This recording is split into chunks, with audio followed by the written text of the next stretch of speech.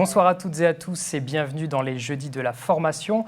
Nous répondrons à toutes vos questions dans la deuxième partie de cette émission.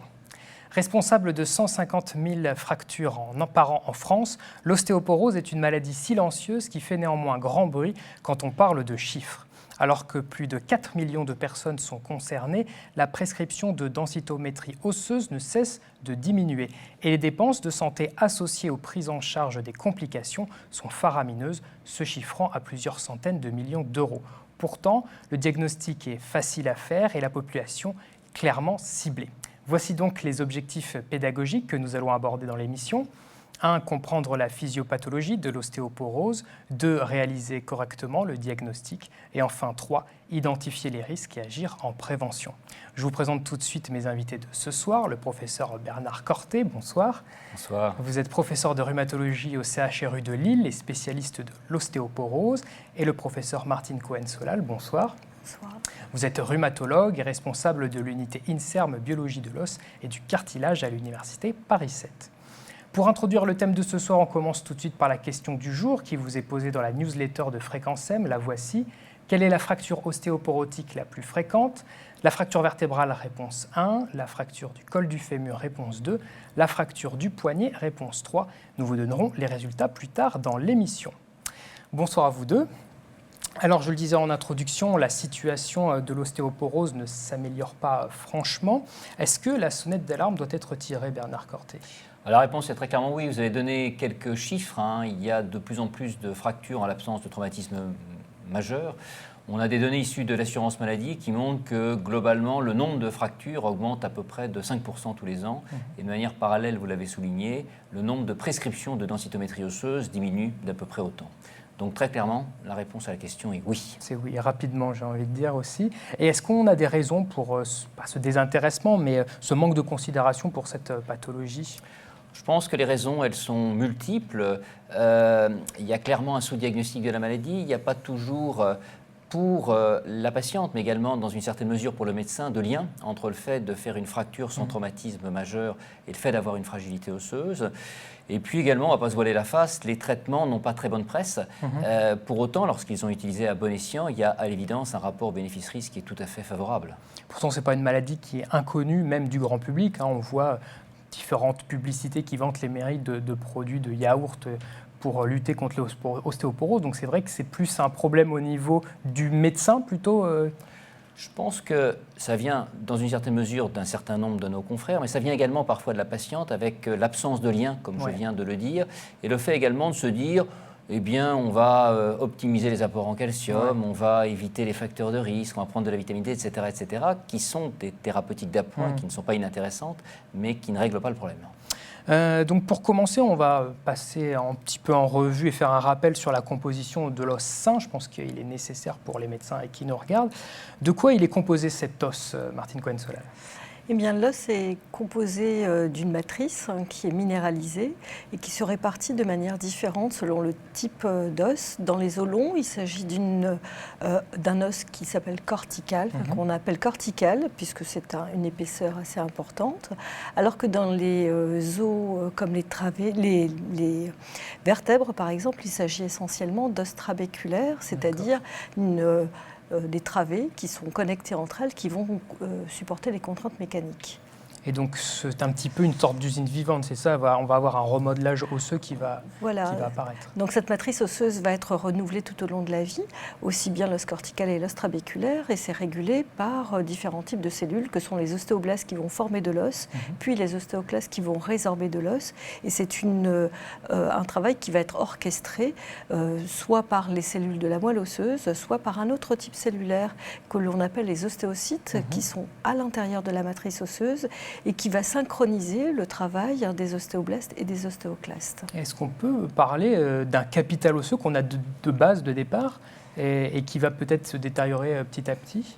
Alors on acquiert son capital osseux après la croissance, autour de 18 ans à 20 ans. Donc c'est ce qu'on appelle le pic de masse osseuse, où on constitue son capital. Et ensuite, à partir de cet âge-là, ce capital est maintenu grâce à ce remodelage de résorption et de formation, de telle manière à conserver son capital de manière correcte. Et qu'est-ce qui va contrôler ce remodelage? Alors le remodelage est contrôlé par de très nombreux facteurs que l'on appelle soit des cytokines, qui sont des facteurs solubles, mais aussi des facteurs de croissance qui sont stockés dans la matrice osseuse et qui permettent à la fois aux cellules de se différencier, mais aussi de proliférer. D'accord. Et on dit souvent que les hommes et les femmes ne sont pas égaux au niveau de l'os. C'est quoi? C'est la structure? C'est quoi qui diffère? Alors la matrice osseuse est la même, quel que soit le genre, mais également c'est surtout la taille des os qui va déterminer cette fragilité. Les hommes ont une taille, un diamètre des os qui est plus important, et c'est ça qui détermine la compétence mécanique, entre autres. Oui, Bernard Corté. Il y a juste un dernier élément qui est le phénomène de la ménopause, qui oui. n'existe pas chez l'homme, mais bien évidemment les éléments indiqués précédemment sont très importants. Oui.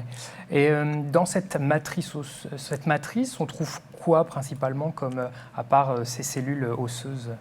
Alors dans la matrice, il y a essentiellement du minéral. Ouais. C'est la plus grande forme de stockage de calcium et de phosphore. Il y a environ 1 kg de calcium dans un organisme, ce qui est considérable, d'autant que c'est ce qui permet la régulation de la calcémie, par exemple. Et on y trouve aussi des facteurs de croissance, des protéines qui sont dites non collagéniques, donc du collagène, des protéines non collagéniques, qui vont fixer ces facteurs de croissance qui seront nécessaires à l'attraction des cellules et à la différenciation. Voilà, donc on a un peu mis les bases de ce qu'est la physiologie de l'os.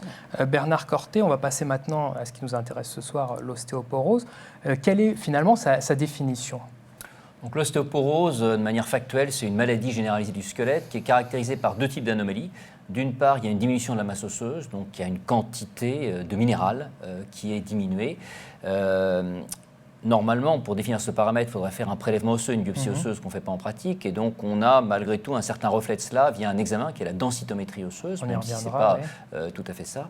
Et puis, il y a également des anomalies qualitatives qu'on ne sait pas mesurer très bien de manière non invasive, c'est toujours la problématique de la biopsie osseuse, mais ces anomalies qualitatives, notamment les altérations de la microarchitecture osseuse, le fait qu'il puisse y avoir des perforations, le niveau de remodelage osseux, etc., sont également des éléments à prendre en considération. Et c'est la conjonction de ces 2 facteurs qui vont conduire à la genèse d'une ostéoporose avec toutes les conséquences qu'on a vues tout à l'heure. Alors du coup, est-ce que l'on est plutôt dans un phénomène physiologique ou on est vraiment dans la pathologie? Non, l'ostéoporose, c'est une maladie à part entière. Maladie. On sait que physiologiquement, on l'a dit un petit peu tout à l'heure, après la ménopause, il y aura une perte osseuse, elle est variable d'une femme à l'autre, mais l'ostéoporose, c'est véritablement une maladie à part entière, avec des conséquences parfois dramatiques. Ouais. Et est-ce que du coup, on connaît la physiopathologie, ce qui se passe vraiment à l'intérieur de l'os? Bien sûr, la physiopathologie est assez bien connue. Il y a 2 types d'ostéoporose. La plus importante est l'ostéoporose post-ménopausique, à laquelle on assiste juste après la ménopause, mais aussi en périménopause, avec une augmentation du travail des ostéoclastes, donc une hyperrésorption osseuse qui va conduire à cette perte osseuse, et puis une ostéoporose qui peut être un petit peu plus fréquente, qui est en particulier l'ostéoporose liée à l'âge, au cours de laquelle on voit une diminution de la formation osseuse par défaut d'activité des ostéoblastes. Donc on a à la fois une augmentation de la résorption chez la femme, mais chez les deux, à la fois la femme et les hommes, une diminution de la formation liée à l'âge. Et c'est médié par des hormones principalement? Oui, alors la perte osseuse post-ménopausique est liée à la carence en oestrogène, bien entendu, c'est le facteur majeur. Et la diminution liée à l'âge est probablement liée à la régulation de facteurs un peu différents que l'on appelle la voie Wnt, très probablement, et beaucoup d'autres hormones. Et au niveau aussi de toute la boucle de la parathyroïde avec la résorption pour le calcium et, comme vous le disiez, l'ajustement de la calcémie. Oui, ça s'associe aussi à la perte osseuse par le biais de la résorption. Des carences en vitamine D vont entraîner une réaction d'hyperparathyroïdie secondaire et va majorer encore plus cette perte osseuse. Donc Martine Cohen-Solal avait commencé déjà à le dire, mais on a bien différents types, on n'a pas qu'un type d'ostéoporose, on a plusieurs types d'ostéoporose. Non, clairement, c'est une maladie qui est multifactorielle Ouais. et donc il y a de nombreuses raisons pour lesquelles on peut faire une ostéoporose. C'est autant que là, on a parlé essentiellement de l'ostéoporose post-ménopausique. C'est vrai que c'est la plus fréquente, ou l'ostéoporose, entre guillemets, dite sénile. Mais il y a également des médicaments, notamment la cortisone, qui peuvent aussi induire une ostéoporose. Donc très clairement, c'est multifactoriel. D'accord. On va passer tout de suite à la deuxième partie de cette émission où on va faire le diagnostic, on va rentrer dans le vif du sujet. Quel est le profil type de la personne qui va être à risque d'ostéoporose ?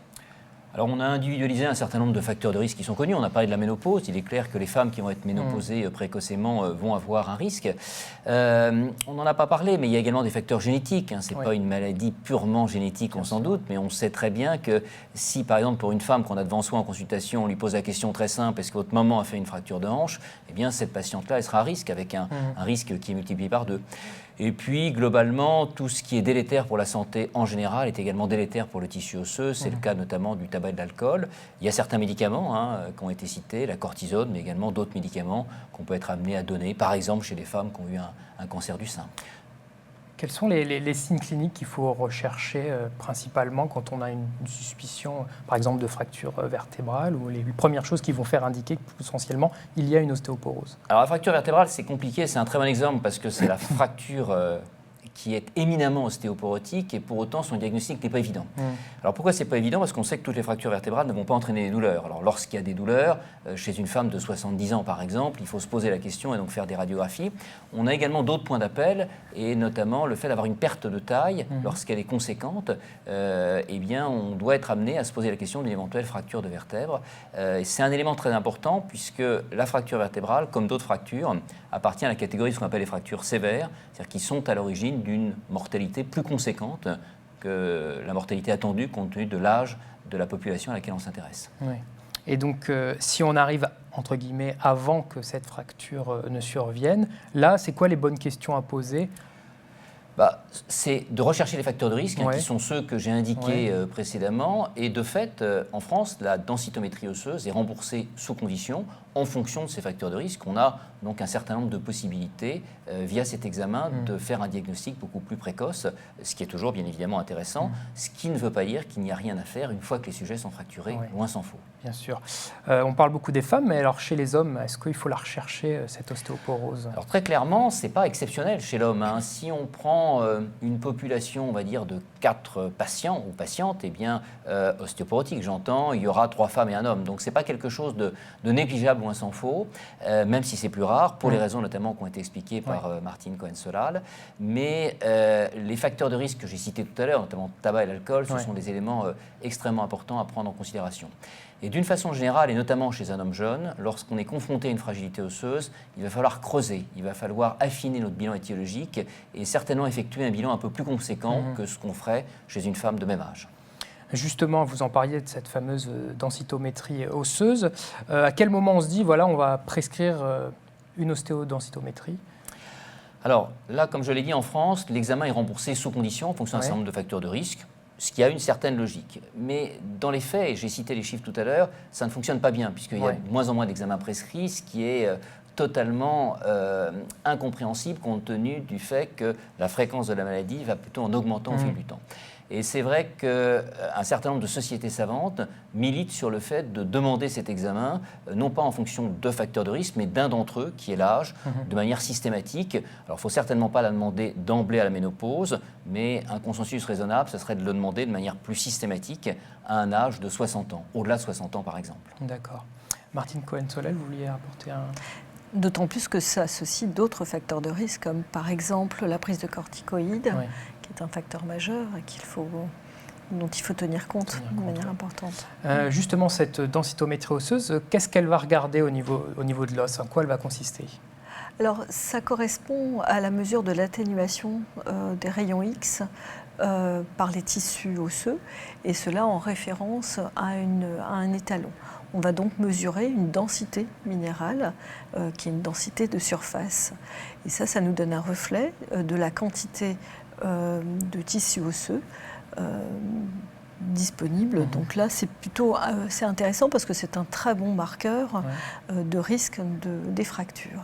Justement, cet examen peut être fait au niveau du rachis et aussi au niveau du fémur. Donc il faut le demander de manière systématique à ces 2 sites. Également à l'avant-bras, bien que la reproductibilité soit un petit peu moins bonne à l'avant-bras, mais c'est un examen qui est non invasif, qui est très très peu irradiant et qui a une reproductibilité extrêmement bonne. Et sa robustesse, on a beaucoup. C'est une technique qui est vraiment robuste. On n'a pas trop de faux positifs ou de faux négatifs. Non, il n'y a pas beaucoup de faux positifs ni faux négatifs. Ça peut être un petit peu élevé en cas d'arthrose, par exemple, pour le rachis, où là on est un petit peu pris par défaut. Mais pour les autres sites, il n'y a pas de faux négatifs, par exemple. Et il est toujours important de savoir si la densité est basse, ça correspond donc à une quantité de tissu osseux bas. Et donc là, la fragilité osseuse, l'exposition à la fragilité osseuse est importante. Alors justement, une fois qu'on a ces fameux résultats, comment on les interprète, Bernard Cortet ? Alors, il y a une définition opérationnelle de l'ostéoporose qui a il y a maintenant plus de 20 ans, qui est fondée sur le T-score inférieur à moins 2,5. Cette définition, elle est intéressante puisqu'elle permet de fixer les choses, mais elle induit quand même un certain nombre de difficultés. C'est-à-dire que c'est pas parce qu'on a une ostéoporose que forcément, en termes densitométriques, j'entends, on va instituer un traitement. A contrario, on peut avoir une densité osseuse qui est modérément abaissée, mais si on a d'autres facteurs de risque, on va instituer un traitement. Donc c'est très clairement la pierre angulaire du raisonnement. C'est un examen qui a indéniablement de l'intérêt, qui a également quelques limites, et ça on le sait. Et je dirais, c'est un élément parmi d'autres à prendre en considération dans le cadre de la stratégie thérapeutique au sens large, même si dans certains cas, ceci peut aboutir à une abstention thérapeutique sur un plan de traitement médicamenteux, j'entends. Oui. Martine Cohen-Solal, à partir de quel seuil on commence à avoir des pertes de travée qui sont irréversibles ? C'est vraiment à l'ostéoporose qui est sévère ou on commence... Alors le seuil qui a été défini est un T-score à moins 2,5 déviation standard. Et c'est ce seuil-là qui a été accepté parce que le risque augmente à partir de ce seuil-là. Et donc on sait que pour chaque diminution d'une seule déviation standard, le risque de fracture double. Ce qui nous permet d'avoir une appréciation du risque assez fine. Qu'est-ce qu'on fait si l'examen il est normal Alors, si l'examen, lorsqu'il est vraiment totalement normal, ça peut être un élément rassurant. Il y a quand même des situations, on a parlé un petit peu de la cortisone, où finalement, on sait que ce n'est pas un très bon reflet du risque fracturaire. Et donc, c'est un élément parmi d'autres à prendre en considération. Mais il y a des situations où, lorsqu'on a un doute, notamment quant aux circonstances d'une fracture, si la densitométrie osseuse est normale, eh bien, on s'en tiendra là, j'entends, sur un plan médicamenteux. Et bien évidemment, on va donner des bons conseils d'hygiène de vie. Et si l'examen est normal ou subnormal, on peut quand même être amené à le répéter. Et le délai va dépendre du niveau quand même de densité osseuse. Si vraiment c'est normal de chez normal, on va le répéter peut-être par exemple après 5 ans. Si c'est modérément abaissé, on pourra le répéter 2 à 3 ans plus tard. D'accord. Alors on a aussi dans ces résultats le stade d'ostéopénie. À quoi consiste-t-il ? Parce qu'il n'y a pas forcément une ostéoporose derrière chaque ostéopénie non plus. On est d'accord. Alors ça, c'est un élément de bon sens qui permettait d'individualiser une situation qui, par définition, n'était pas une ostéoporose, n'était pas la normalité. Mais finalement, ça a entraîné un certain nombre de confusions puisque parfois, certains médecins ou patients ont considéré que s'il y avait une ostéopénie, c'était presque aussi grave que s'il y avait une ostéoporose et ça pouvait ou peut induire éventuellement des surtraitements. Donc, c'est un terme qui est toujours employé mais qu'on essaie de ne pas mettre en avant. On peut dire qu'il y a un abaissement de la densité minérale osseuse sans que pour autant il y ait une ostéoporose. Ce n'est pas un élément de langage puisqu'encore une fois, je pense que in fine, même si il y avait un rationnel au départ, ça induit finalement plus de problèmes, cette définition de l'ostéopénie, que ça n'en a résolu. D'accord. Et une ostéopénie, entre guillemets, on va continuer à garder ce terme quand même, va évoluer après fatalement vers une ostéoporose ou pas ? Non, la réponse est non. On dispose de beaucoup d'études. Bien évidemment, plus l'ostéo, entre guillemets, pénie est sévère, donc si on s'approche du seuil de l'ostéoporose, on aura une probabilité d'autant plus importante après 2 à 3 ans de passer, entre guillemets, dans le rouge. En revanche, si c'est un T-score, par exemple, à moins 1,1, il est évident que la probabilité que ça évolue très défavorablement en l'espace de 5 ans, eh bien, cette probabilité, elle sera proche de 0. Et finalement, ça rejoint ce que je viens de dire antérieurement, c'est que ce terme, on devrait vraiment l'oublier. On devrait l'oublier. À quel moment on fait des radiographies standards, si éventuellement on doit en faire ? Est-ce qu'elles ont encore une place ? Alors, les radiographies standards, je crois que c'est différent, c'est pour vraiment diagnostiquer une fracture. Et on a vu quand même la difficulté du diagnostic de fracture vertébrale. Et on a parfois des surprises chez des gens qui, au vu de l'interrogatoire, vous disent « Oh, bah oui, j'ai eu des douleurs, ça a duré un petit peu, j'ai dit à mon médecin, j'ai mal, il a dit on va donner un traitement antalgique, etc. etc. » Et finalement, c'est une fracture de vertèbre. Et on connaît la gravité de ce type de fracture puisque ça peut récidiver en vertébrale, puisque ça peut faire le lit d'autres fractures, notamment de fractures comme la fracture de hanche. Il y a eu un certain nombre d'études qui ont essayé d'analyser la texture osseuse à partir de radiographie. Je crois que c'est intéressant sur un plan scientifique, mais pour autant, il n'y a pas d'application d'un point de vue pratique. Donc très clairement, la radiographie, c'est pour faire un diagnostic de fracture. De fracture. On va y revenir dans un instant. Mais juste avant, on va aussi également parler du bilan sanguin potentiellement qui peut être demandé.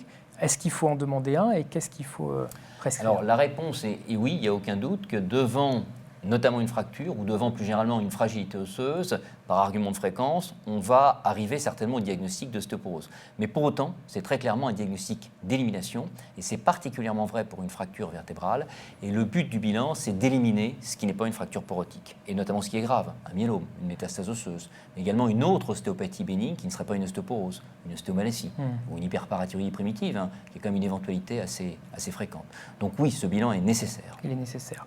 On revient aux fractures. C'est quoi les localisations les plus fréquentes? Alors, les localisations les plus fréquentes, c'est très clairement les vertèbres, la hanche et le poignet. Je crois qu'il est peut-être plus intéressant et utile de se reporter au concept de fractures dites sévères, puisque ces fractures sévères sont par définition des fractures qui sont associées à une mortalité plus conséquente que la mortalité attendue. Et il faut donc rajouter enlever le poignet. Le poignet peut constituer un signe d'alerte et nécessiter une densitométrie osseuse, encore une fois, mais le poignet n'est pas toujours un site de fracture ostéoporotique, il y a parfois une note traumatique. Et donc les autres fractures auxquelles on doit penser, c'est vraiment la fracture de l'épaule, qui n'est pas forcément, dans l'état actuel des choses, prise en considération, également la fracture du bassin et dans une moindre mesure peut-être, la fracture de l'extrémité inférieure du fémur et de l'extrémité supérieure du tibia. Jamais les mains, les pieds. Oui. Jamais les extrémités. Rachis cervical également. On va regarder ce qu'ont répondu nos téléspectateurs à la question qu'on leur a posée avant l'émission. C'était la suivante. Quelle était la fracture ostéoporotique la plus fréquente? Alors, 52% nous disent le poignet, 26% les vertèbres et 22% le col du fémur. Donc le poignet, c'est une idée reçue qui revient souvent, on a l'impression. Qu'est-ce que vous en pensez? Qu'on a encore du travail, on n'a pas été assez didactique. Alors, à la décharge de ceux qui ont répondu ça, on a très peu de statistiques en France et la plupart des fractures du poignet ne sont pas hospitalisées. Donc on donne toujours une fourchette de 30-35 000 par an en France, mais on n'a pas de chiffre extrêmement précis. Après, c'est une question qui avait l'air anodine, mais qui est très difficile. Parce que, je l'ai dit, les fractures vertébrales ne sont pas toujours symptomatiques. Elles ne donnent pas lieu à une hospitalisation dans la majorité des cas. Donc c'est toujours un chiffre estimé d'environ 70 000. Les seules données fiables, ce sont pour les fractures hospitalisées, et les données les plus conséquentes, notamment en France, concernent bien sûr la fracture de hanche. D'accord. Martine Cohen-Soel, pourquoi ce sont ces localisations plus précises qui sont touchées par l'ostéoporose? Est-ce que c'est dû à la composition de l'os? Non, pas la composition de l'os, puisqu'elle est la même partout. Il est vrai que pour les os longs, ce sont des fractures qui vont impacter l'os cortical. Et il y a aussi cette notion de chute avec la façon dont les personnes se réceptionnent qui vont provoquer ce type de fracture en particulier. Vertébral, mais par contre, au niveau vertébral, il n'y a pas toujours de chute. Il peut y avoir un facteur déclenchant, comme le port de charge, et même d'ailleurs parfois des fractures spontanées, qui sont des vraies fractures ostéoporotiques. Alors oui. De sévérité, mais la composition elle-même de la matrice osseuse n'est pas en cause. C'est surtout une raréfaction de cette matrice, plus que la qualité de la composition même de cette matrice. Je rajouterais, comme ça s'est été expliqué tout à l'heure, il y a pour certains os une prédominance de travée osseuse, c'est le cas notamment des vertèbres, et ce qui permet certainement de comprendre que lorsqu'il n'y a plus de travée osseuse, lorsqu'elles sont totalement perforées, et même sans traumatisme, la vertèbre peut véritablement s'écraser, constituer une fracture, tassement vertébral. Et aussi, on arrive vraiment à un moment de bascule, je pense, vous me direz ce que vous en pensez, mais dès que la première fracture arrive, est-ce qu'on a un enchaînement qui va arriver Alors, ce n'est pas fort heureusement une nécessité absolue, mais ça peut arriver. Et on sait notamment qu'au niveau des vertèbres, et c'est le concept de fracture vertébrale, quand on a fait une première fracture, on a un risque important d'en faire une deuxième. Et quand on a fait une deuxième, on a un risque encore plus important d'en faire une troisième, etc., etc. Vraisemblablement lié à la conjonction de deux éléments. Le premier, c'est l'abaissement de la densité minérale osseuse, du volume travéculaire osseux, puis également des composants, enfin des éléments de composantes biomécaniques purement. Alors, ceci vaut pour les vertèbres, mais ceci vaut également pour d'autres sites. Quand on a fait plusieurs fractures de vertèbres, on a également un risque extrêmement conséquent de faire ultérieurement une fracture de hanche. Donc il y a toujours cet adage qui dit qui s'est fracturé se fracturera. Et ça, c'est un élément important à prendre en considération, ce d'autant que, comme on l'a vu, la prise en charge à l'heure actuelle, y compris dans ces circonstances, est loin d'être totalement efficiente. D'accord. On va passer tout de suite à la troisième partie de l'émission, à identifier les risques et agir en prévention. Alors, première chose qui vient à l'esprit, et c'est peut-être un petit peu scolaire, mais c'est le calcium. Quels sont les apports qui sont recommandés, par exemple, chez les adultes? Alors, il y a tout un débat qui, à mon avis, n'a pas lieu d'être par rapport au calcium. Il y a un élément qui est un élément très simple, qui est qu'on perd tous les jours du calcium, essentiellement dans les urines, un peu dans les sueurs, un peu dans la selle. Et très clairement, donc, si on ne compense pas, à terme, il y aura nécessairement un problème. Il faut également comprendre que le calcium qu'on prend sur un plan, par exemple, alimentaire, et c'est vrai que les produits laitiers en contiennent beaucoup, mais également certaines eaux minérales en contiennent, n'est pas absorbé en totalité, raison pour laquelle, dans la frange d'âge qui nous intéresse, c'est-à-dire les femmes ménopausées, les apports recommandés sont de l'ordre de 1 gramme par jour. Ce n'est pas un traitement, le calcium, c'est simplement quelque chose d'appoint et qui permet de faire en sorte qu'on compense, en gros, les pertes. Donc le calcium de l'alimentation, normalement, il suffit ou est-ce qu'il faut... Il peut tout à fait suffire, il n'y a aucun doute. C'est vrai qu'actuellement, on essaie de faire en sorte de ne pas, entre guillemets, prescrire de calcium médicamenteux, parce qu'on sait que les hommes ou les femmes se lassent extrêmement vite et que finalement le traitement n'est pas pris, et on essaie plutôt de, entre guillemets, corriger le tir d'un point de vue alimentaire. J'ai parlé des eaux minérales, je ne vais pas les citer ici, mais il y a certaines eaux minérales qui ont une teneur en calcium par litre qui est de l'ordre de 500 mg.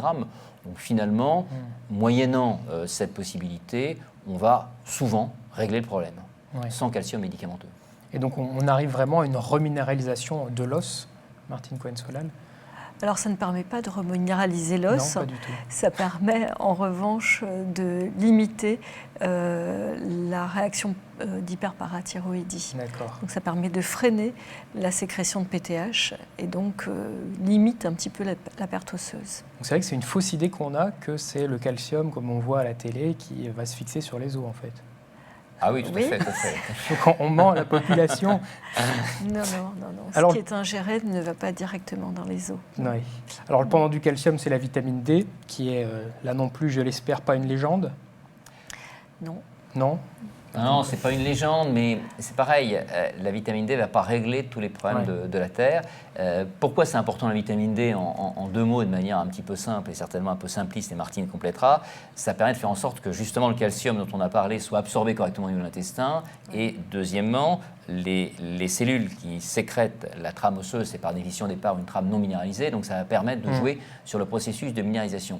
Donc c'est quelque chose qui est indéniablement nécessaire, mais qui n'est pas dans la majorité des cas suffisant. Et les preuves d'efficacité antifracturaire de la vitamine D, et même associée à calcium, sont très modérées. Ça concerne des populations qui au départ sont très carencées en calcium et en vitamine D, essentiellement des gens qui sont en institution. Donc c'est important en pratique de corriger ces deux éléments, mais chez une femme qui a vraiment un risque très important de fracture, qu'elle soit ou non déjà fracturée, ce n'est pas quelque chose qui sera suffisant. C'est nécessaire, mais pas forcément suffisant. Et le dosage de la vitamine D en prévention, c'est pareil? Alors, le dosage de la vitamine D, ça a été abandonné en termes de remboursement, j'entends, pour des raisons purement budgétaires. Alors, bien évidemment, il y a eu des excès, tout le monde demandait un dosage de vitamine D, comme c'était bas chez tout le monde, tout le monde était content, et puis on donnait de la vitamine D. Mais c'est vrai que ce n'était pas forcément la meilleure approche, mais pour autant, et notamment lorsqu'on a affaire à une femme qui est dûment ostéoporotique, il est clair que le dosage, à la fois, il est nécessaire, mais surtout, il est remboursé. On est dans les indications remboursées selon les critères de la Haute Autorité de Santé. Il n'est pas nécessaire de le refaire plusieurs fois, mais au moins d'avoir un dosage initial pour s'assurer du niveau. Et une fois que c'est corrigé, on peut garder la supplémentation ou pas, si nécessaire. Alors un concept à la mode aussi ces derniers temps, L'activité physique, il a un réel impact sur le squelette, Martine Cohen-Solal? Oui, l'activité physique a un impact certain, puisque les contraintes mécaniques vont diminuer la résorption osseuse et surtout elles vont permettre la formation osseuse. Donc c'est aussi un régulateur du remodelage et ça permet d'assurer probablement aussi une certaine qualité à l'os. Donc c'est absolument important de conserver une activité physique minimum. Et ce sont des activités essentiellement en charge, c'est-à-dire toutes les activités pour lesquelles il y a un impact sur les os. Ça peut être simplement la marche qui est extrêmement recommandée, la course à pied ou différents sports qui permettent d'avoir des impacts osseux.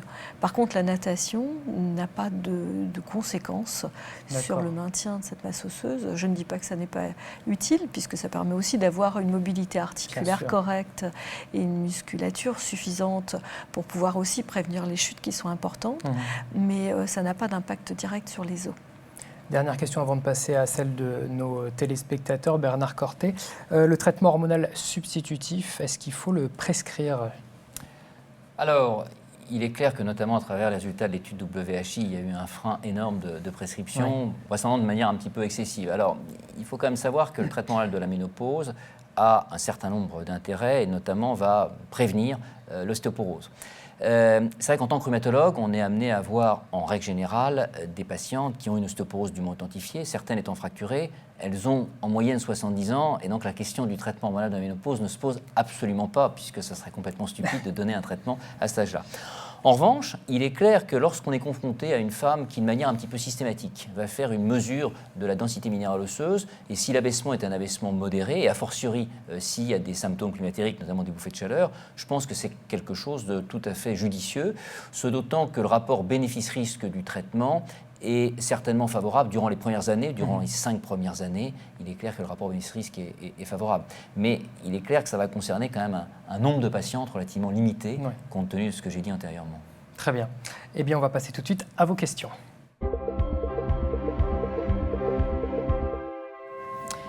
Alors, y a-t-il un intérêt de faire une densitométrie osseuse à une femme non ménopausée? Alors la réponse est plutôt non, sauf s'il y a un point d'appel. C'est-à-dire qu'il y a un certain nombre de jeunes femmes ou également de jeunes hommes qui font des fractures pour un oui, pour un non, en l'absence de traumatisme majeur. Et ceci peut éventuellement révéler réellement un problème, notamment une ostéogénèse imparfaite ou une autre affection, mais certainement pas de manière systématique. Pas de systématique. À quand le dépistage organisé systématique remboursé par la Sécu? Alors, ça a été évoqué, il y a eu des oui, pistes, on a travaillé avec la Société française de rhumatologie, le Griot et la FLAR pour militer pour un remboursement beaucoup plus large de la densitométrie osseuse, comme je l'ai dit tout à l'heure. Peut-être qu'en cette période préélectorale, il faut se dépêcher. Mais c'est quelque chose qui apparaît tout à fait légitime et il y a certains pays pour lesquels ça se passe comme ça. Bon, ce n'est pas pour l'instant l'option qui a été prise en France, mais je pense que l'option qui a été prise en France n'est pas la bonne compte tenu des chiffres qu'on a vus tout à l'heure. Oui. Est-ce que le seuil de traitement est différent pour une femme ménopausée avec scoliose que pour une femme ménopausée sans scoliose? Est-ce que la scoliose joue un facteur? Ah oui, parce que la mesure de la densité osseuse est tout à fait faussée par la scoliose, donc on ne peut pas tenir compte de la densité minérale du T-score au rachis, mais par contre, il faut systématiquement faire au moins la mesure au col et adapter en fonction de ça. Et autant, c'est vrai que le poignet, comme ceci a été dit, n'a pas forcément d'intérêt chez tout un chacun, mais dans ces circonstances-là, c'est bien peut-être d'avoir un troisième site, puisque le premier, en l'occurrence, les vertèbres, n'est pas exploitable, pour se faire une idée quant à savoir s'il y a ou non une fragilité osseuse. Et ça, c'est le radiologue qui décide des sites qu'il va... Alors, c'est le radiologue ou le rhumatologue. Alors, c'est vrai que la majorité des densitométries osseuses sont faites en milieu radiologique, mais enfin, en tout cas, c'est celui qui fait l'examen qui prendra cette décision au vu des images obtenues au rachis lombaire. Quels sont les avantages du microscanner par rapport à la DXA? Je vais essayer le professeur Cohen-Solal qui a une expérience. par rapport à ça? Alors le microscanner, c'est un appareil qui, comme son nom l'indique, est un petit scanner qui permet de mesurer au niveau de l'avant-bras ou du tibia, qui sont donc soit des zones de fracture, de mesurer à la fois la densité minérale, mais aussi l'architecture des os. Et ça permet de différencier l'os cortical de l'os trabéculaire. Et ça, c'est une information que l'on ne peut pas avoir avec la mesure de la densité minérale osseuse. Et on observe que chez les patients avec fracture, il y a une diminution de l'épaisseur corticale en même temps qu'une raréfaction de la densité des vertèbres. Et c'est donc une indication qui est intéressante parce qu'on peut avoir à la fois les deux, ou alors n'en avoir qu'un seul. Et par exemple, chez les hommes ostéoporotiques, on a surtout un amincissement de cette épaisseur corticale, en dépit de la taille des os qui continue à être plus grande que celle des femmes. C'est un examen qui est amené à se développer ou pas? Alors pour le moment, non, ça reste uniquement de la recherche. Ce type d'examen est intéressant pour les raisons que je viens d'énoncer, mais pour pouvoir l'utiliser de manière systématique, il faudrait qu'on puisse disposer de données longitudinales avec un risque fracturaire important, donc un seuil qui nous permet de déterminer un risque suffisant pour pouvoir traiter. Et pour l'instant, on en est encore uniquement aux cohortes. Très bien. Comment faire pour juguler le traitement par corticoïdes quand celui-ci est indispensable ? Alors, lorsqu'on est confronté à un sujet qui reçoit une corticothérapie, c'est vrai qu'il y a un certain nombre de règles de bon sens qu'on doit se poser, notamment de savoir si finalement on ne donne pas des doses trop importantes, etc. Donc il y a beaucoup d'adaptations à faire, mais il y a certaines situations qui sont maintenant très bien définies où il apparaît nécessaire, à partir du moment où la corticothérapie par elle-même est nécessaire, il est nécessaire de prescrire un traitement médicamenteux qui, dans la majorité des cas, est un traitement par bisphosphonate et pour lequel on a d'ailleurs des preuves qu'on prévient minimalement la perte osseuse et on prévient également les fractures.